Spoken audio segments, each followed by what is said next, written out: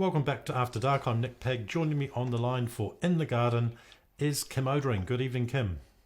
G'day, Nick. How are you going? Very good, thank you. We had a talk last week about pruning and roses because of the time of year, and you had a Yeah. few more things you wanted to say about that.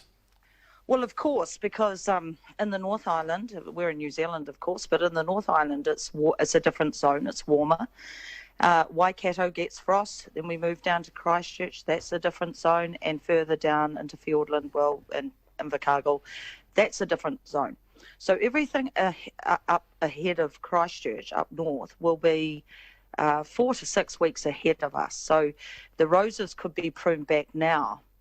Down here, we were having a wonderful winter in Christchurch, and then the weather's just turned.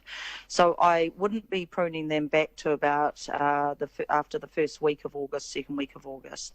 And when they are pruned back, I would like people to, if they're more than 2 seasons old or 2 seasons old, I would like them to prune them back to about 50 centimetres off the ground to the nearest facing bud outwards.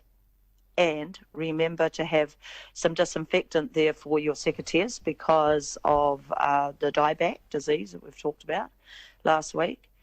And then around about then you can start feeding them because the weather will start warming up. And well, even though we're still in August and it's winter technically, it will, they'll start taking up food around about September.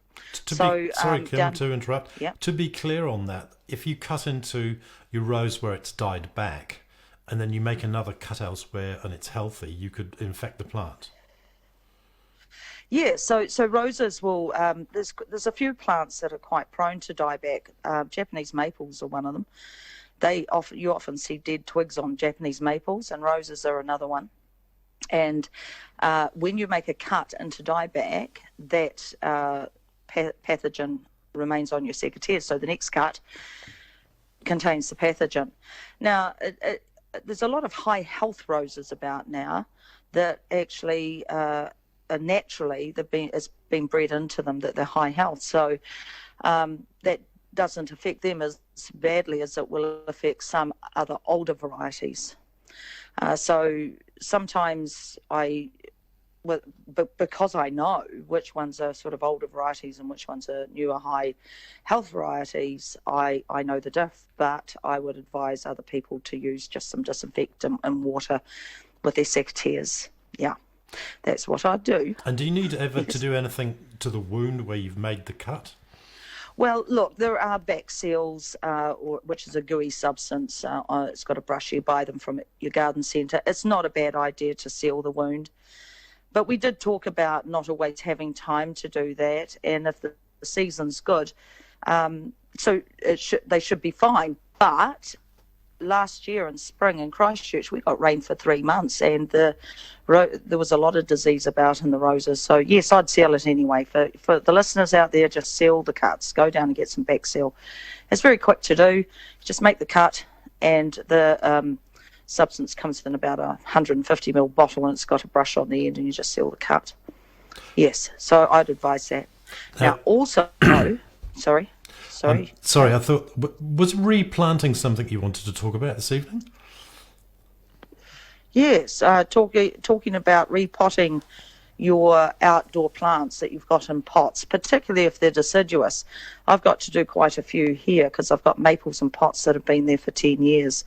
And if you've got maples and pots that have been there for some time, it's time to cut them back. I'm going to take my maples back by half. I'm going to trim back their root system because they're quite root bound now, and I'm going to replant them in fresh potting mix. But one of the things I notice that people do, and it seems to be a generic mistake with people, is they're planting plants in too smaller pots, and they're not giving them the correct water throughout the season. So when you water your pots when the summer's here, you should be watering the pots so that the water's running right through them. They shouldn't be sitting in saucers. And we're not talking about house plants particularly here. We're talking about outdoor potted plants. So leave them out of saucers. Let the water run through when you water them, and give them a really good Tribond fertiliser, which you can buy at garden centres. Just ask your local garden centre for feeding pots. Particularly, it's specifically made for feeding pots, potted plants, and what have you, and feed them twice or 3 times a year, which is what I do with mine. That enables me to keep my plants and my pots outside for up to 10 years because I'm dealing with them properly. So that it's now time to repot anything that is that you've got in pots outside. This does not include bedding plants in pots, the pansies and that sort of thing, that you don't have to replant them. I'm talking about replanting permanent plantings, plant them back into fresh soil.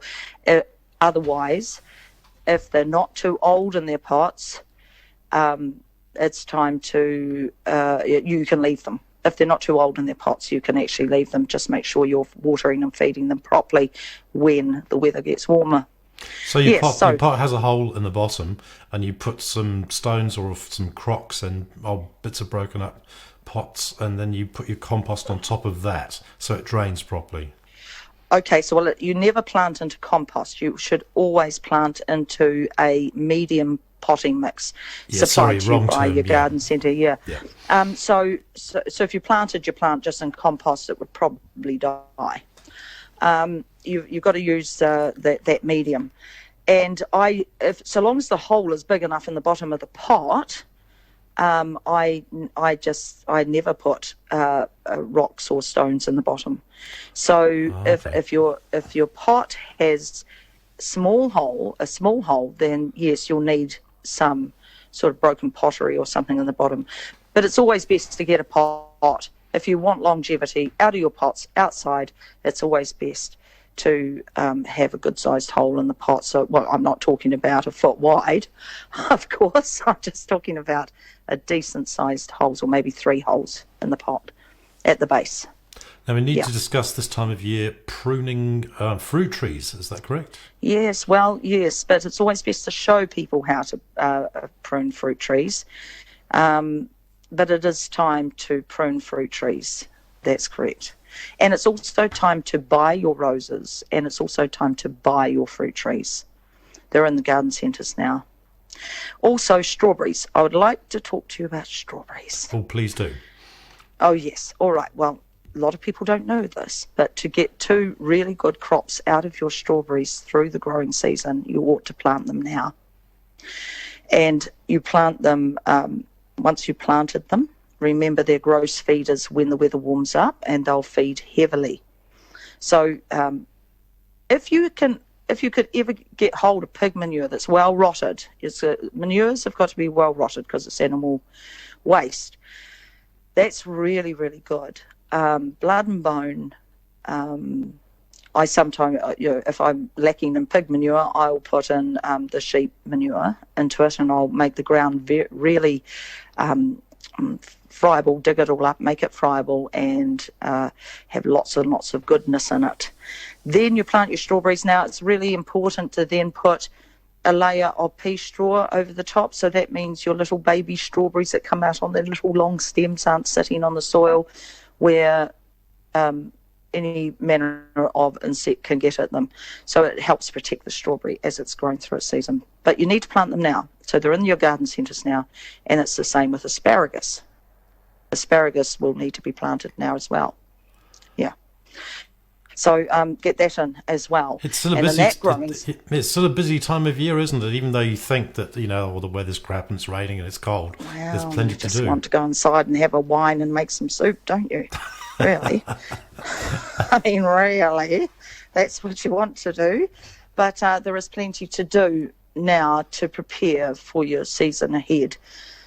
Your asparagus needs to be put in a raised bed so you could knock up. You've got a handy man about, or if you're a handy woman, you can knock up a 1 metre bed or a 1.5 metre bed by 1.5 metres. Fill it with a loamy soil, so you'd get... if you were using topsoil, you'd put manure with it, but you'd also put some sand with it because that helps drain. It likes good, well-draining soil. And you'd plant that. You'll get your crowns from the garden centre, the crowns of asparagus, and you'll plant them about 1 inch under the surface of the soil and about 20 to 40 centimetres apart.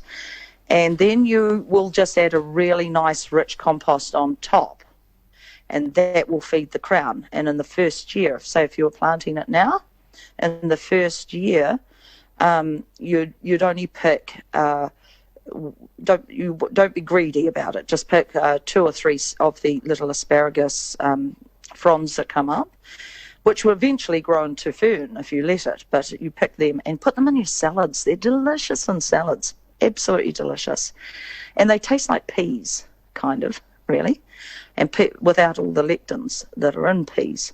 So, which is they're really lovely in salads. Anyway, plant them now and make sure that you don't get greedy with picking all the fronds off. You let the rest come to fern after that, and then you just wait till they die back after autumn. You'll cut the tops off, and then the next year you'll get more of a crop of asparagus. Oh, because it's self-seeding. Does the seed come off the fern? Yeah. No, well, yeah, seeds always come off the flower and the plant, yeah. But I wouldn't know. That's not how it works. The crowns will double and grow in size, and they'll give you more and they'll spread. It's quicker to get your asparagus from the crowns than it would be to go out and get asparagus seed. If I'm not even sure that I've seen it around, but you could get it off the fern if you wanted to. Yeah. However, back to strawberries, backtracking to strawberries a bit. Remember too, folks, that strawberries, they're such heavy croppers and they're such gross feeders that they pike out after about 2 years of using them. Make sure you plant their runners. You know, Nick, the runners that come off? Yes. Yep. The strawberries, they send out runners, so make sure you plant those. And then we go into rotation. You know, so there's a big thing with rotation. You should really be rotating crops as well. Mm. Thank you so much for a very informative and very detailed In the Garden this week. I've been speaking with Kim Odering, and we'll talk to you at a slightly earlier time next week. Thanks, Kim. Thanks, Nick. See you. Good night to you. Have a Bye. lovely evening. Bye. Good night.